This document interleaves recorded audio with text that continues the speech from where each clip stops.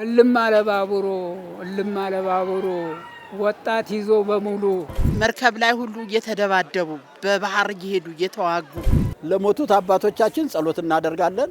በህይወት ላሉት ትምህርት እንሰጣለን። ደንየው ደነባ የባላባቱ ልጅ ተው ምን ሽርግዛ የዛሬ 75 ዓመት ገደማ የቀድሞ የኢትዮጵያ ንጉሠ ነገሥት ቀዳማዊ ኃይለ ሥላሴ ሂዱ ለዓለም ሰላም ተዋጉ ለኢትዮጵያም ክብር አስከብሩ በማለት የቃኘው ሻለቃን ጦር ወደ ሩቅ ምስራቋ ኮሪያ ሸኙ።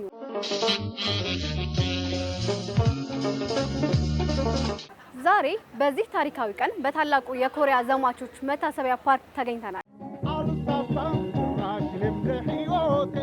የጀግኖቹን ትውስታ የዛሬውን ድባብና የማይረሳውን የቃኘው ሻለቃን አሻራ የምናስታውስበት ፕሮግራማችን እነሆ ተጀምሯል።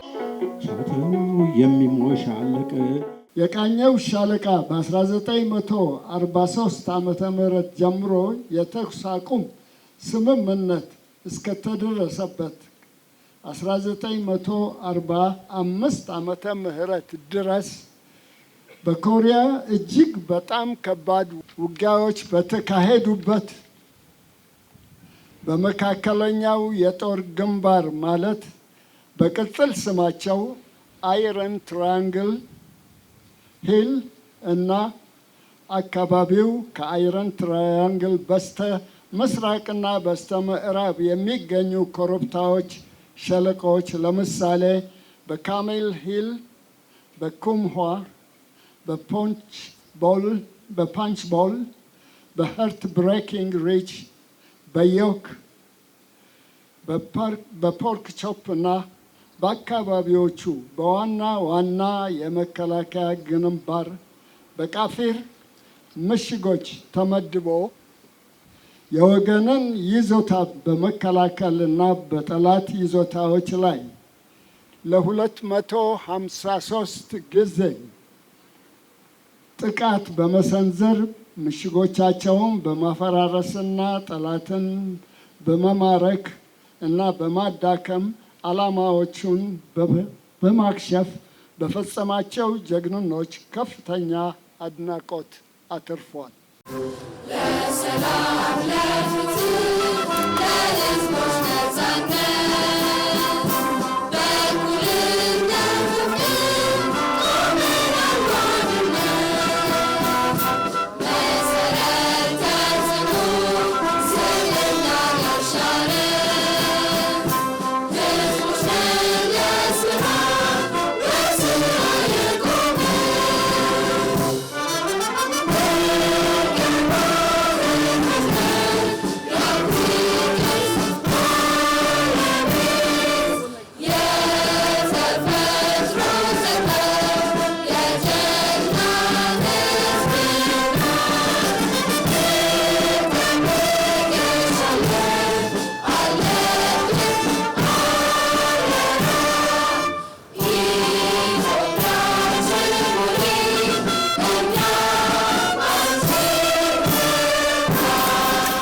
ኮሪያን ለነሱ የተዋጉትን ኢትዮጵያኖችን ደማቸው ላፈሰሱ አጥንታቸው ለከሰከሱ ይሄን በዓል በማዘጋጃቸው በጣም ነው የተደሰትኩት። በጣም ለወደፊቱ ለትውልድም ለልጅ ልጅም ታሪክን ያስቀምጡት።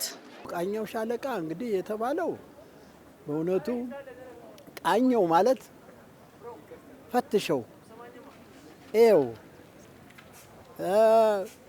ቃኝተህ አጥንተህ ምታው ደምስሰው ማለት ነው ቃኘው ማለት እና ያ ደግሞ መጀመሪያ ወታደር ማለት ምንድነው? መጀመሪያ ያለውን አካባቢ ማጥናት ነው፣ መቃኘት ነው። ከዚያ ስም የወጣ ነው። አይቶ ገምቶ የውጊያውን ቦታ እንትኑን ምድቡን ራሱን እና በጦር መሪው አማካይነት የራሱን ምድብና በያለቃ በየሻለቃው ቃኝቶ እዚህ ቦታ መተኮሻ የከባድ መሳሪያ የቀላል መሳሪያ የውጊያ ማነጣጠሪያ ቦታ ምሽግ ያን ሁላ ቃኝቶ አጥንቶ ከጨረሰ በኋላ ቅኝቱን ከጨረሰ በኋላ ውጊያ ይጀምራል። ውጊያ በሚጀምርበት ጊዜ እንግዲህ ያን ጊዜ ስንቁንም ትጥቁንም እንደገና መሳሪያውንም አድርጎ ምድቡንም ካደረገ በኋላ ጦርነት ይጀምራል። ጦርነት በጀመረ ጊዜ እንግዲህ ቃኘው ሻለቃ ያንን የቃኘውን ቦታ ጠላትን ቦታ በመደምሰስ ልክ እንደ ክረምት ጎርፍ በላያቸው ላይ እንትን ሲል ወታደሩ በላያቸው ላይ ሲዘምትባቸው በከባድ መሳሪያም በቀላል መሳሪያም በቃ ደመሰሳቸው። ከዚያ በኋላ ጠላትም እየፈረጠጠ መሄድ እንኳን ሊማርክ ቀርቶ አንድም የተረፈ ነገር የለም። ስለዚህ ምንም ከኛ ከቃኘው ሻለቃ የተማረከ የለም። ቃኘው ሻለቃ ማለት የኢትዮጵያ አለኝታ ነው። የኢትዮጵያ አለኝታ የሆነ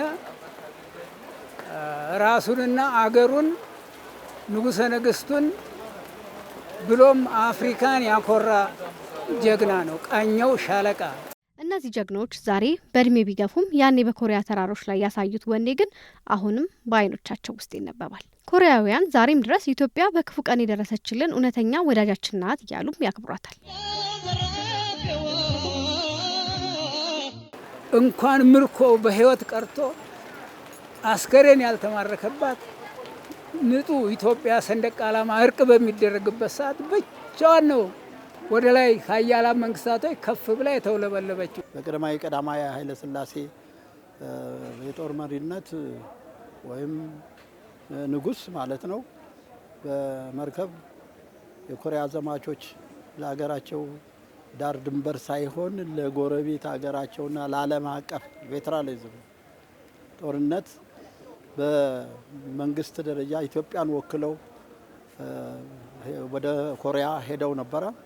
ስለዚህ በሄዱበት ጊዜ እውነቱ ከዚህም ህዝቡ በደንብ ለዓለም አቀፍ ኢምፔሪያሊዝም ጥላትን ለመደምሰስ ኮሪያ ሲሄድ በፈቃደኝነትና በወኔ በፈቃደኝነት እየፎከረ እየሸለለ ሄዶ ኮሪያ ላይ የኮሪያን መንግስት በመደገፍ በጦርነቱ ሄዶ በታላቅ ጀብዱና ወኔ ጥላትን ደምስሶ ያለምንም ምርኮና ያለምንም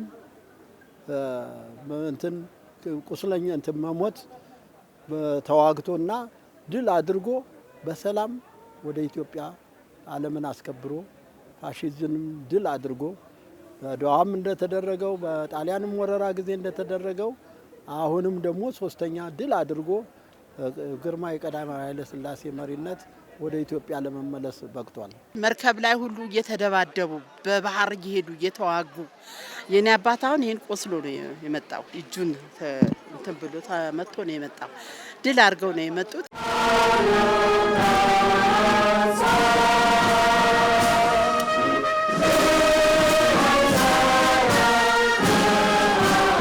በጦርነቱ ውድ የነበራቸውን አገር አሁን ወድሞ በጦርነቱ ወድሞ የነበራቸውን አገር አሁን ምን ደረጃ ላይ እንዳለችና በጉብኝት እንድንዝናና በማድረግ ላይ አሁንም እየረዱን ይገኛሉ።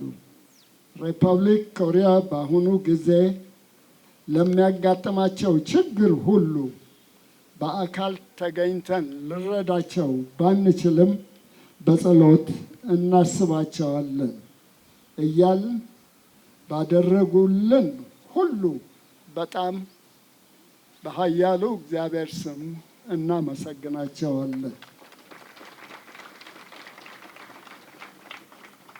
ለሁለቱ ኮሪያኖች መዋሃድ እንጸልያለን።